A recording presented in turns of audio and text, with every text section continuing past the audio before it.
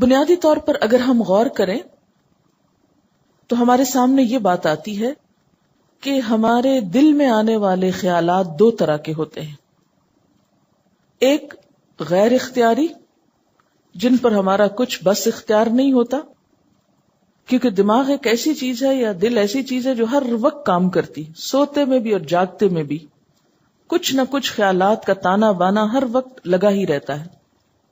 تو کچھ ایسے خیال ہوتے ہیں کہ جو ہماری مرضی، ارادے، کسی نیت کے بغیر ہی آتے چلے جاتے، ہم انہیں روک بھی نہیں سکتے، ہم ان کو اپنے اندر سے بسا اوقات نکال بھی نہیں سکتے.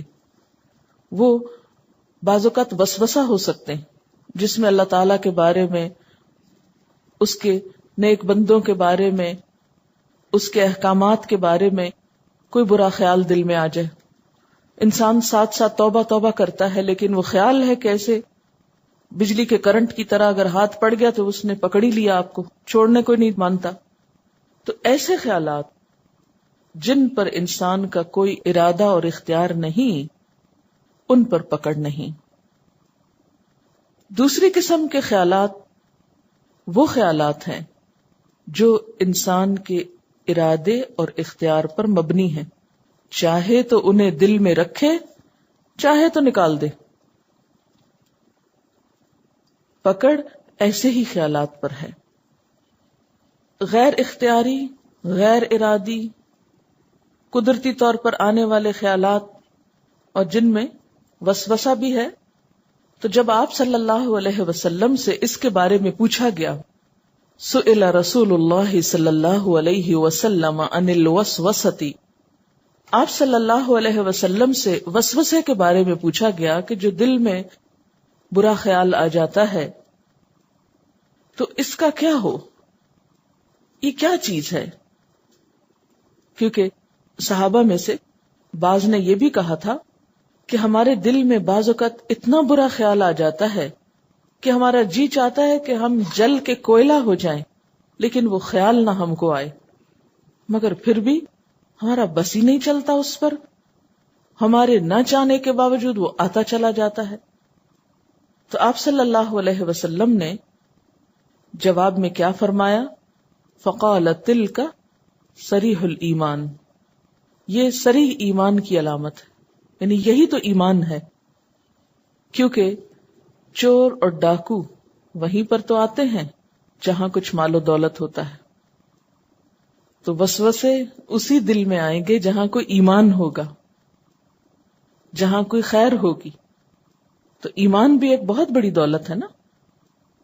اس لیے جہاں ایمان ہوگا، جہاں نیکی کا شوق ہوگا، جہاں کوئی خیر اور بھلائی کی چیز ہوگی، شیطان وہیں آئے گا اور آ کے دل کو برا کرے گا. نہیں نہیں، چھوڑو چھوڑو، یہ تم کیا کر رہے ہو. مثلاً آپ کا دل چاہ رہا ہے آپ کوئی اچھا کام کریں، لیکن شیطان کو کب پسند ہے کہ آپ کوئی اچھا کام کریں؟ تو وہ آپ کو آ کر اس اچھے کام کے بارے میں کوئی شک ڈال دے گا، کوئی فائدہ نہیں اس کا، وہ فلاں نے کیا تھا، اس کو بڑا نقصان ہوا تھا. تو نتیجہ کیا ہوگا؟ آپ وہیں بیٹھ جائیں گے. اسی لیے قل اعوذ برب الناس میں کیا پناہ مانگی گئی ہے؟ من شر الوسواس الخناس، وسوسہ ڈالنے والے کے شر سے اللہ تو مجھ کو بچا، جو پلٹ پلٹ کے دل میں خیال ڈالتا ہے. الذی یوسوس فی صدور الناس، جو لوگوں کے دل میں، انسانوں کے دل میں وسوسے ڈالتا ہے. من الجنۃ والناس، ایسے وسوسے بسا اوقات جنات کی طرف سے ہوتے ہیں اور جن سے مراد یہاں شیطان ہے، اور بسا اوقات انسانوں کی طرف سے بھی ہوتے ہیں.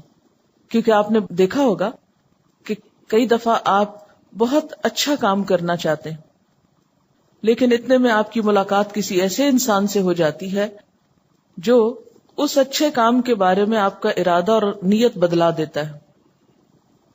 آپ گھر سے نکلتے ہیں ایک اچھی نیت لے کر، مثلا آپ آئے ہیں پڑھنے کے لیے، بڑے عزم و ارادے سے، بڑے جذبے سے، بڑے شوق سے، بڑی قربانی کر کے. بسا اوقات کیا ہوتا ہے، آپ کی دوستی، آپ کا تعلق کسی ایسے انسان سے ہو جاتا ہے کہ جس کو نہ خود پڑھنے کا شوق ہے، نہ آپ کو پڑھنے دینا چاہتا ہے. لہذا وہ کوئی نہ کوئی ایسی باتیں آپ کے ذہن میں ڈالتا رہے گا کہ آپ کا پڑھائی سے دل اچاٹ ہو جائے گا، اور بالآخر وہ ساری سیکریفائسز اور سارے جو آپ کے منصوبے اور پلان اور بڑی اچھی اچھی خوبصورت نیتیں تھی وہ سب بیٹھ جائیں گی. تو اس لیے اللہ تعالیٰ کو پتا تھا کہ یہ کام صرف شیاطین نہیں کرتے، انسان بھی کرتے ہیں. اس لیے یہ دعا سکھائی گئی کہ اللہ کی مدد کے ساتھ ہی ان چیزوں پر قابو پایا جا سکتا ہے. پھر اسی طرح غیر اختیاری خیالات جو ہیں، جو ہماری مرضی سے نہیں آتے، ان کے بارے میں نبی صلی اللہ علیہ وسلم نے فرمایا ان اللہ تجاوز لی عن امتی ما وسوست به صدورها ما لم تعمل او تتکلم، متفق علیہ. اللہ تعالیٰ نے میری امت سے جی میں آنے والی باتوں کو معاف کر دیا ہے، دل میں آنے والے خیالات کو معاف کر دیا ہے، البتہ ان پہ پکڑ اس وقت ہوگی جب ان پہ عمل کیا جائے یا جن کا اظہار زبان سے کر دیا جائے. یعنی اگر آپ کے دل میں کوئی برا خیال آ رہا ہے اور آپ کہتے ہیں ادھر آؤ میں تم کو سناؤں، آپ اس کو بول دیتے ہیں.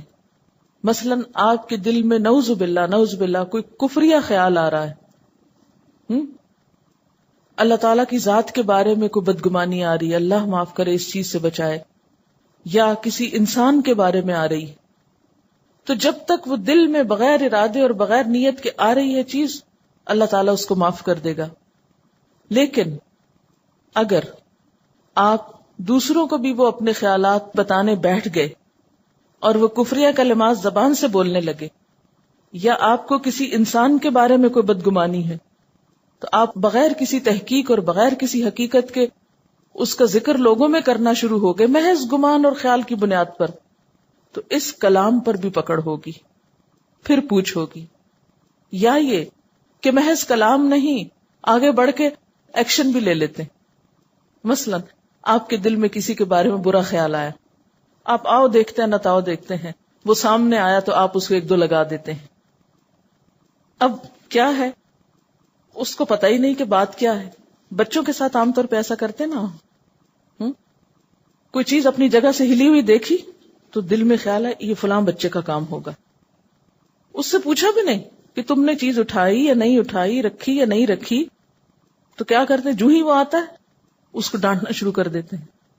صرف ڈانٹے بھی نہیں، بعض کا کان پکڑ لیتے ہیں اس کے. تو یہ جو عمل ہے خواہ بچے کے ساتھ ہی کیا جائے، یہ نہیں کہ بچے ہمارے ہیں تو ہماری پراپرٹی ہیں، جیسے چاہیں ان کو معاملہ کریں، نہیں.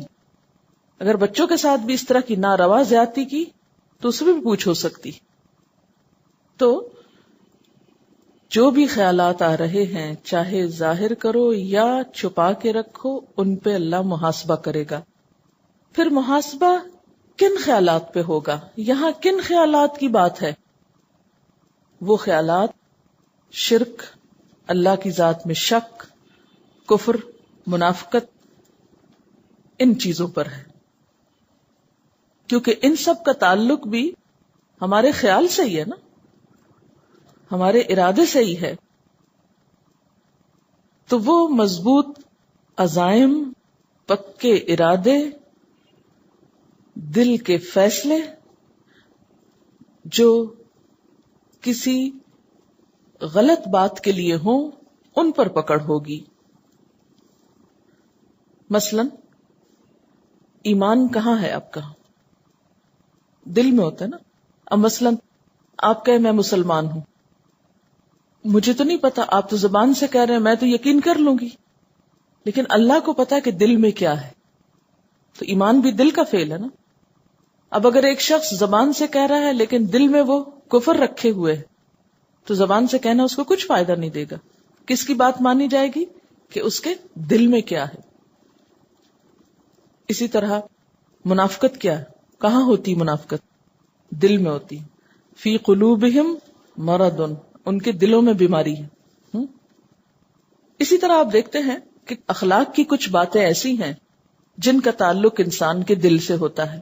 مثلا صبر، تواضع، عاجزی، انکساری، قناعت، سخاوت، یہ سب کچھ کیا ہے؟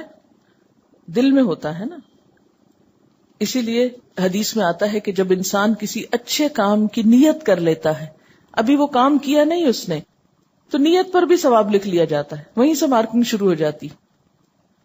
اور اگر وہ کر لیتا ہے تو کم از کم 10 گنا اجر ملتا ہے، اور زیادہ سے زیادہ تو پھر اللہ تعالیٰ کے ہاتھ میں ہے، جتنا چاہے دے.